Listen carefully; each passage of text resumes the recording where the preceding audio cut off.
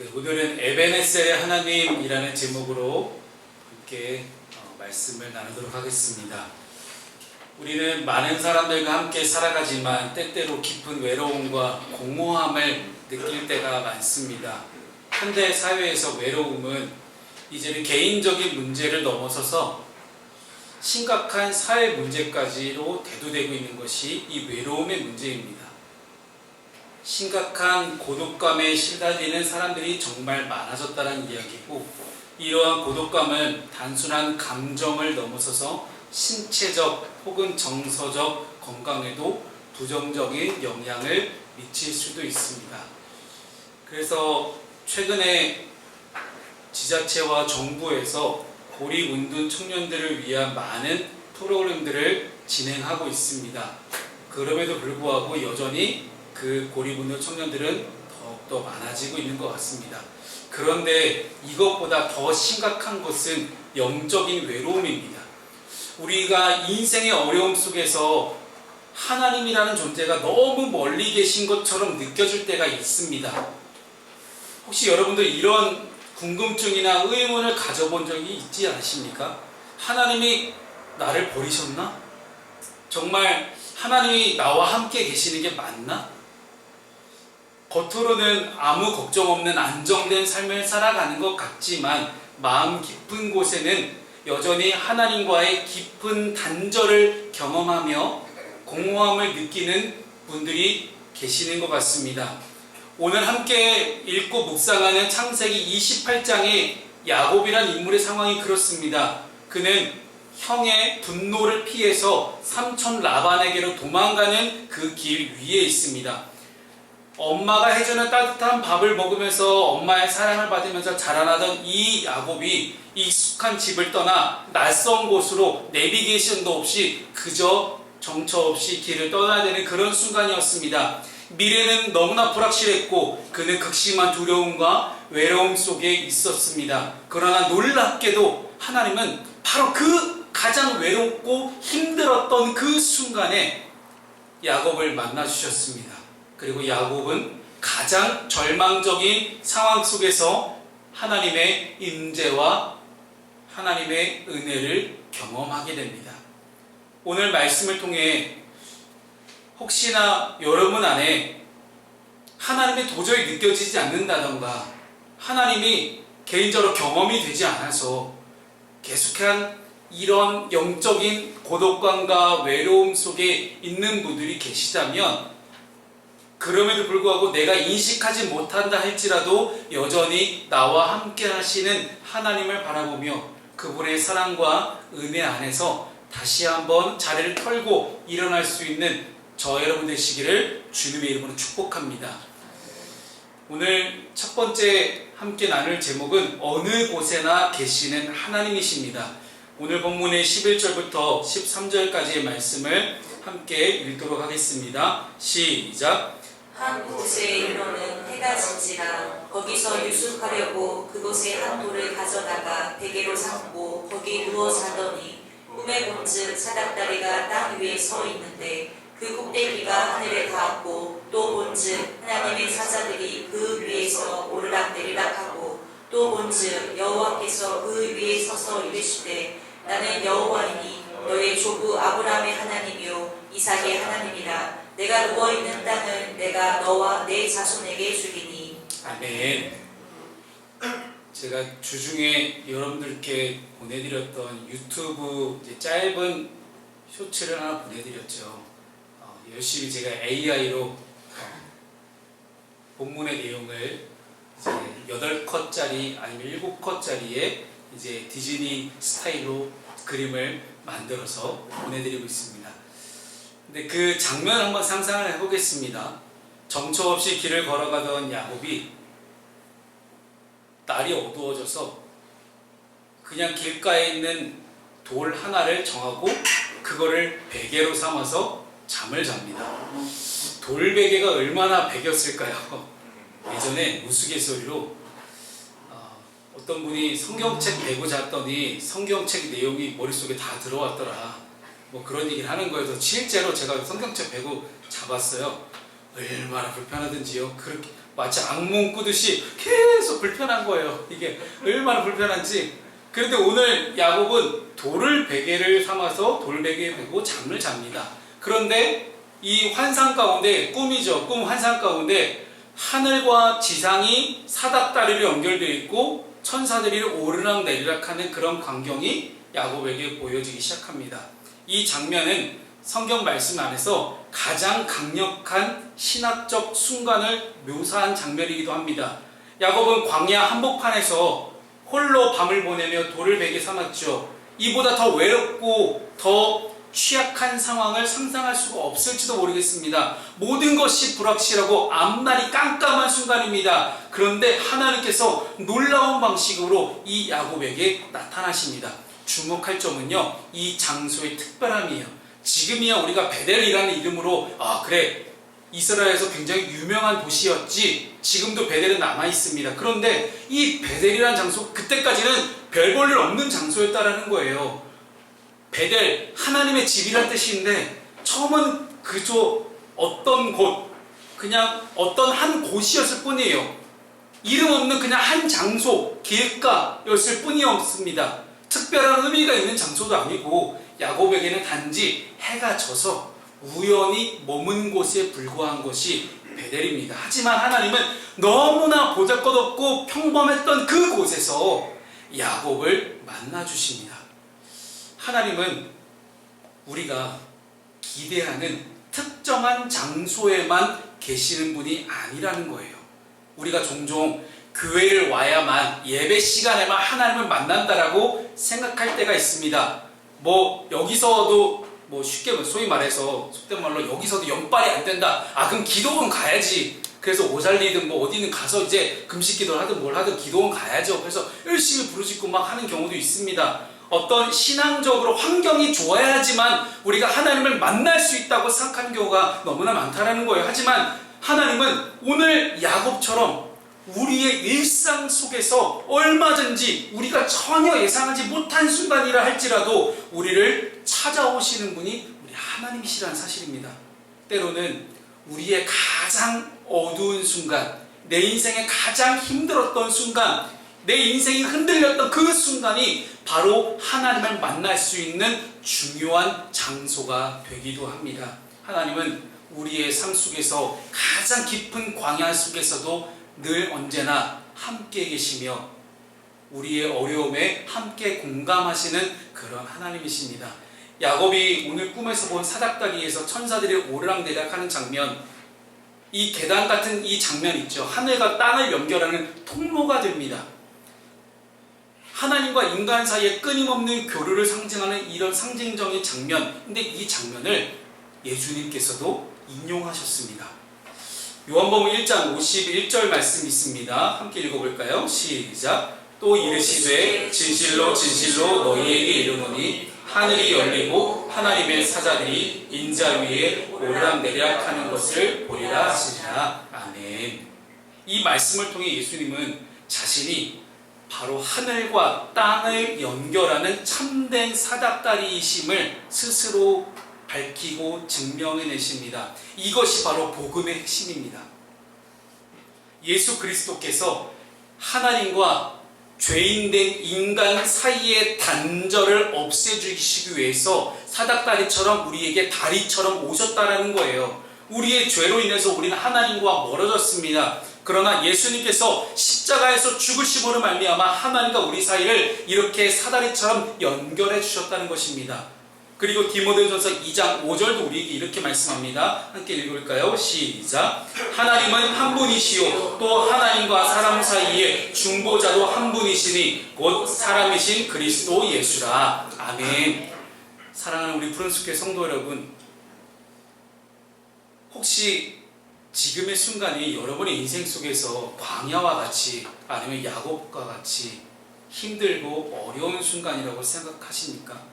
모든 것이 무너지고 하나님이 그저 멀게만 느껴지고 저 머나먼 곳에 계신 하나님이 언젠가 나를 도우시겠지 하고 그냥 멍하니 바라보고 있는 혹시 그런 영적인 상황이실까요? 그렇다면 여러분 기억하십시오. 여러분이 어디에 계시든 그곳이 그 어떤 한 곳이든 길가이든 어디든 하나님이 여러분들을 만나시기 원하시는 곳이 바로 그곳일 수 있습니다. 하나님 우리가 예상하지 못한 순간 가장 뜻밖의 장소에서 우리를 찾아오십니다. 그리고 예수 그리스도를 통해서 이미 우리에게 다가오신 하나님이십니다. 그러므로 오늘 한 주간 또 살아가시면서 여러분의 일상의 삶을 살아가시는 동안 하나님을 향한 마음의 문을 여시고 그분이 어디에서든 여러분들을 만나고 계시다는 사실을 우리가 잊지 않았으면 좋겠습니다. 임마누엘이라는 뜻 아시죠? 하나님이 우리와 함께 계시다. 그 임마누엘 하나님의 놀라운 은총이 저와 여러분 가운데 넘쳐나시기를 주님의 이름으로 축복합니다.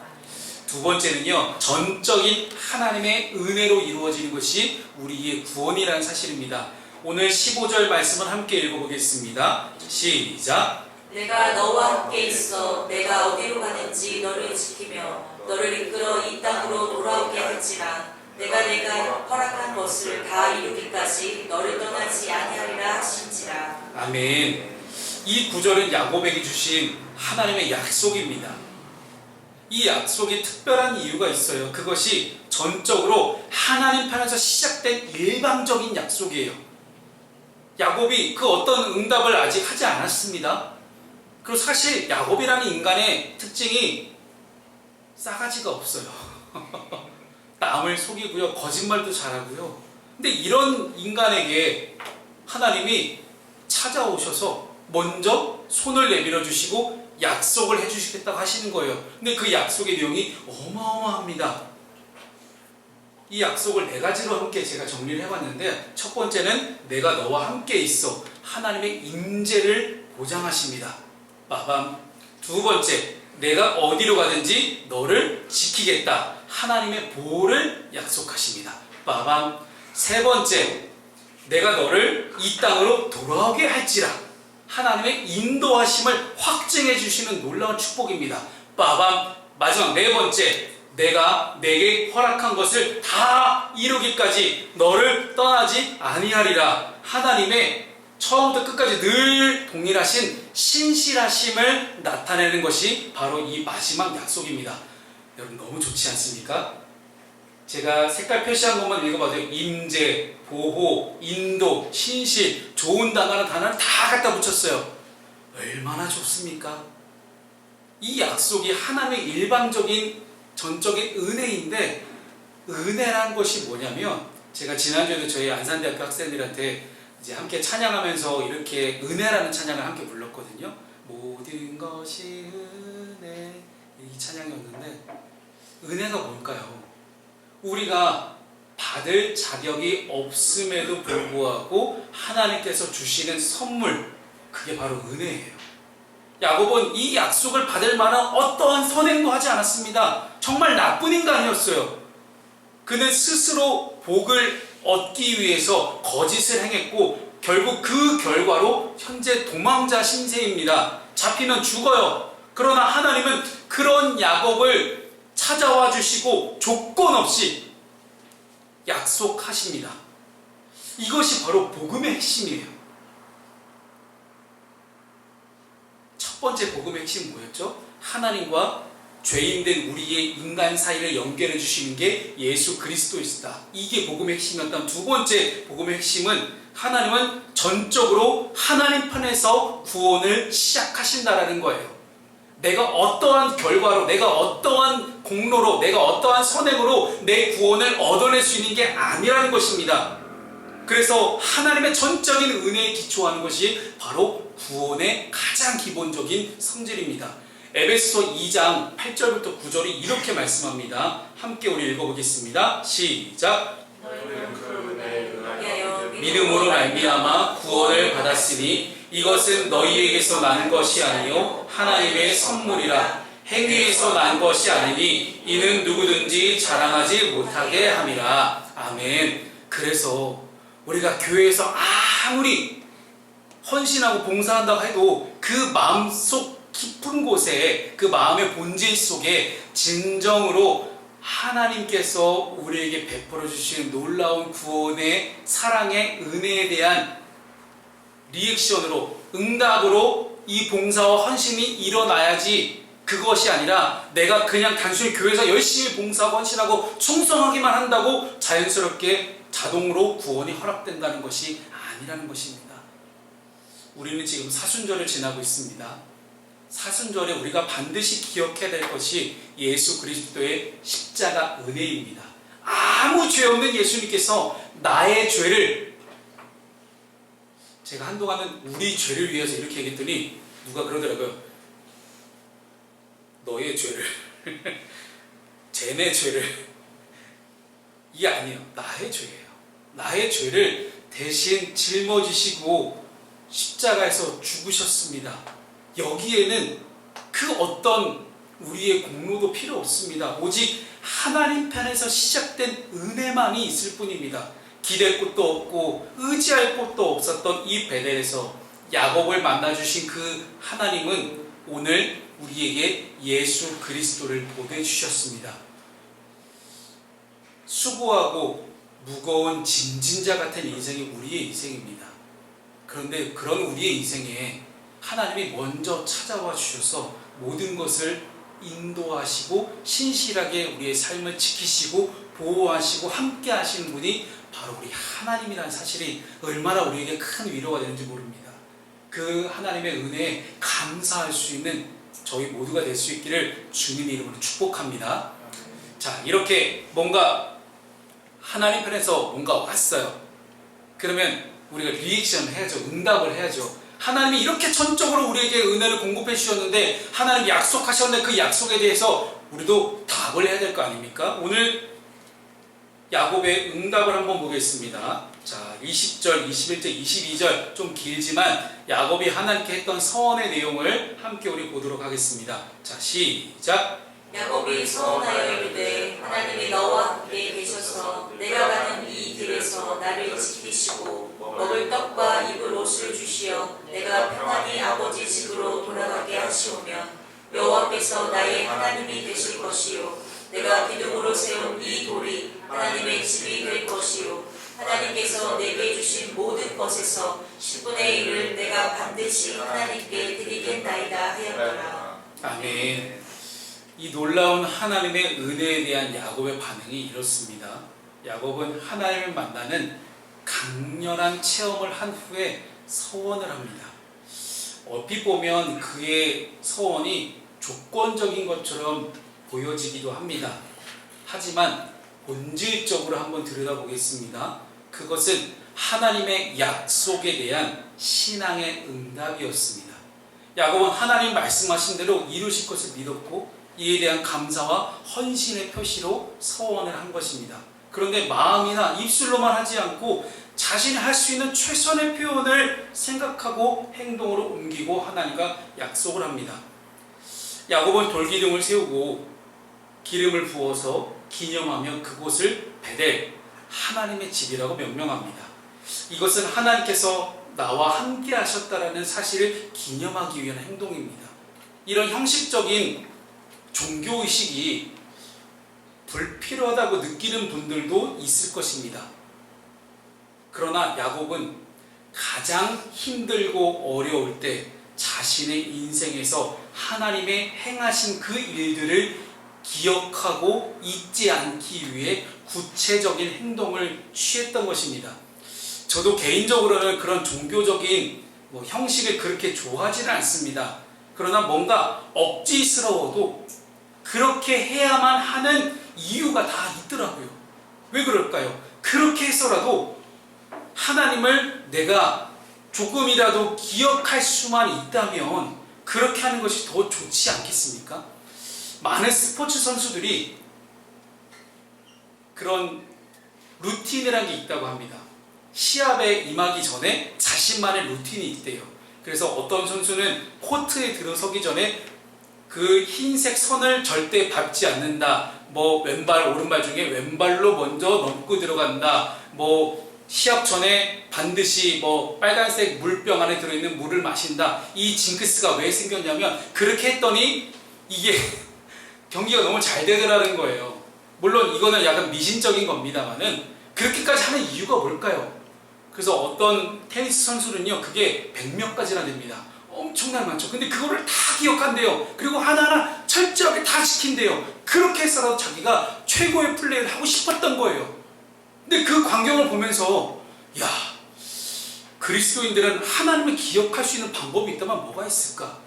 나와 함께 하셨던 하나님, 나를 만나주시고 나를 찾아오신 그 하나님을 만났던 경험이 있다면 그거 붙잡고 일평생 살아가면 얼마나 행복할까?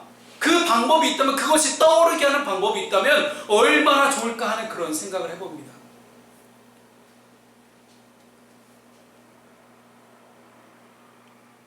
야곱이 이렇게까지 했던 이유가 뭘까요?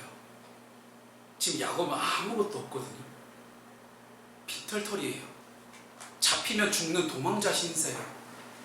근데 그랬던 야곱이 자신의 삶에 아무것도 남지 않은 것 같았는데 하나님이 먼저 찾아와 주시고 약속하십니다. 그 약속을 듣고 그 약속을 믿고 야곱은 하나님께 서원합니다. 이 서원의 내용을 함께 보시게 되면, 야곱이 서원하여 이르되라는 이렇게 우리는 문장이 이제 번역이 되어 있는데, 이것을 야곱이 서약을 서원하였다라고 원문을 기록하고 있습니다. 그가 하나님께 정성을 다해서 맹세했다는, 간절하게 맹세했다는 그런 의미를 갖고 있는데, 이 본문의 내용 함께 세 가지로 함께 살펴보겠습니다. 첫 번째 서원이 뭐죠? 첫째는 여호와를 자기 하나님으로 섬기겠다라고 약속합니다. 아니, 쥐가 뭔데 하나님을 자기 하나님으로 얘기하고 말고 이게 뭔 중요할까 싶죠. 조금 해석을 해드릴게요. 이 약속은 하나님과의 관계에서 중심적이고 주권적인 역할, 그 역할을 하나님께 부여하겠다라는 거예요. 지금까지 내 인생을 내 마음대로 살아왔어요. 내 인생의 주인이 나였어요. 그런데 이제는 내 삶의 주인의 자리를 하나님께 완전히 내어드리겠다라는 그런 선포입니다. 이게 구원이죠. 구원받은 사람의 특징이 바로 이렇지 않습니까? 또한 자기 하나님이라고 하는 이 표현은 내가 하나님과 개인적이고 인격적인 관계를 맺겠다는 그런 의미를 담고 있습니다. 누가 그렇더라, 누가 저렇더라, 야 하나님 이렇대, 하나님 저렇대 하는 그 하나님 말고, 만약 우리가 천국 가서 하나님 주님 만나고 나서, 아 주님 말씀 많이 들었습니다, 어우 그분이셨군요, 이렇게 할 거야, 아니잖아요. 물론 그런 분은 못 만날 게 확실하게 한데요, 진짜 우리가 주님을 만났다면 그 주님과의 깊은 인격적이고 개인적인 만남과 경험이 있어야 될 거 아닙니까? 지금 우리의 신앙에서 하나님을 내 하나님이라고 부르는 것, 그래서 하나님 앞부분에 말씀하시잖아요. 아브라함과 함께 하셨던 하나님, 이삭과 함께 하셨던 하나님이, 그 하나님이 이제 너와 함께 하겠다, 이 엄청난 선포를 하십니다. 아브라함과 깊이 있게 만나셨죠. 이삭과 깊이 있게 만나셨죠. 근데 야곱의 인생은 그동안 그렇지 못했어요. 그런데 야곱이 이제는 하나님께 소원을 한 거예요. 하나님, 저도 하나님의 사람이 되고 싶습니다. 이제 제 인생의 모든 주인의 자리를, 최종 결정권, 선택권의 자리를 이제 하나님께 내어드리겠습니다. 저는 이제부터 달라진 인생을 살겠습니다라는 엄청난 소원입니다. 두 번째 소원의 내용이 뭐죠? 베델을 하나님의 집으로 삼겠다라고 약속합니다. 아니, 베델이 자기 땅도 아니잖아요 지금. 아니, 그 당시에도 땅의 주인이 다 있었어요. 그러니 아브라함도 처음에 가나안 땅에 정착할 때 그 원주민들하고 열심히 신경전을 벌였잖아요. 이후에도 그랬고요. 그런데 베델이 자기 땅도 아닌데 뭘 하나님 집으로 삼겠네 만에 이렇게 얘기를 하죠. 자, 베델에서 하나님과 중요한 영적인 경험을 합니다. 자신의 인생에 먼저 찾아와 주신 그 하나님을 위해 내 인생의 주인의 삶의 자리에 주인을 내어드리는 것과 더불어서 이 베델이라는 장소도 하나님께 드리겠다는 분명한 의지예요. 하나님께서 그 특정한 장소에 나타나신 것을 기억하고 하나님을 깊이 있게 만난 그곳을 내 삶의 신앙의 중심으로 삼겠다는 그런 다짐입니다. 마지막 세 번째 소원이 있죠. 자신의 소유 중에 10분의 1을 하나님께 드리겠다고 약속합니다. 11조라는 개념은 구약에서 하나님께 대한 감사와 헌신의 상징적인 표현이었습니다. 이 약속은 야곱이 하나님께 모든 것을 의지하며 내가 가진 모든 것이 내가 내 노력으로 얻어진 것이 아니라 하나님의 노력으로 얻어진 것임을 고백하는 의미를 담고 있습니다. 또한 11절은 하나님께 대한 자신의 믿음을 실천하는 하나의 방법입니다.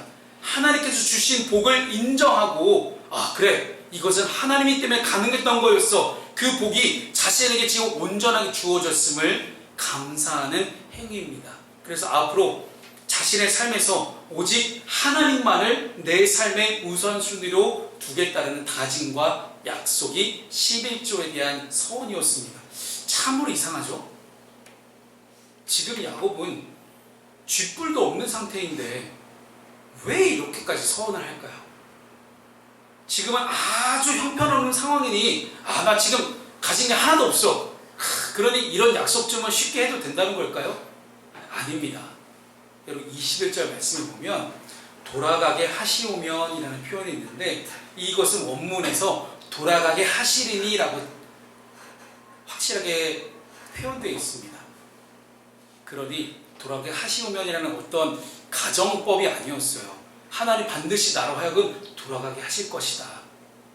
그러니 돌아왔을 때 반드시 하나님께 이 서원의 약속을 지키겠다라는 것입니다. 야곱은 하나님께서 자신을 다시 한번 고향으로 돌아가게 하실 것들을 분명히 이미 이루어진 것으로 믿고 바라는 믿음이 있었기 때문에 서원 기도를 할 수 있었다는 것입니다. 그래서 여러분 믿음이 무엇입니까? 바라는 것들의 실상이요 보이지 않는 것들의 증거가 맞습니다. 말씀을 정리하겠습니다. 하나님의 은혜를 경험한 우리는 은혜의 순간을 단순히 지나가는 사건으로만 여기지 말고 그것을 기억하고 우리의 삶 속에서 믿음으로 반응하는 것들이 우리에게 필요합니다. 야곱이 돌기둥을 세우고 베델이라 이름을 붙이고 하나님의 임재를 기념한 것처럼 우리도 하나님이 우리의 삶 가운데 행하신 것을 기억하고 감사할 수 있으면 얼마나 좋을까요? 오늘 야곱이 한 것처럼 매우 구체적으로 정해놓을수록 우리는 쉽게 잊지 않을 것입니다. 여러분 제가 지난 주간에도 이제 함께 제자훈련하는 청년에게 그렇게 이야기했어요. 기도 제목을 최대한 구체적으로 적어라. 아니 기도 제목을 구체적으로 적지 않으니까 하나님이 기도에 응답하셨는지 안 하셨는지 자기도 몰라요. 그러니 기도하는 맛이 없어요.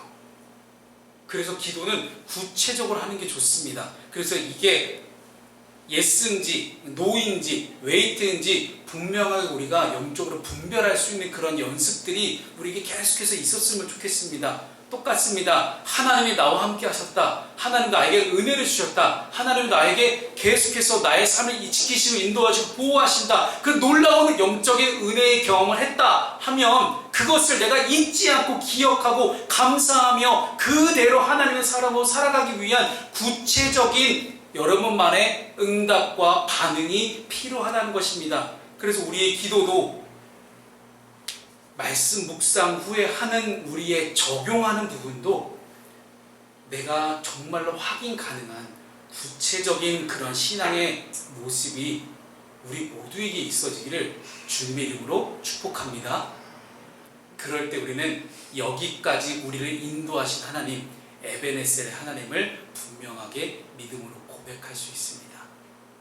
그저 뭉뚱그려서 하나님이 나와 함께 하셨네. 그러니 누군가한테 하나님을 전하고 싶어도 누군가한테 내가 믿는 하나님에 대해서 이야기하고 내가 왜 교회 다니는지를 설명하고 싶어도 설명할 길이 없는 거예요. 왜요? 구체적인 내 신앙의 방향과 모습과 반응이 없기 때문에요. 그래서 오늘 야곱처럼 여기까지 우리를 인도하신 하나님에 대해서 구체적인 응답을 할 수 있는 저와 여러분 될 수 있기를 주님의 이름으로 축복합니다. 아멘.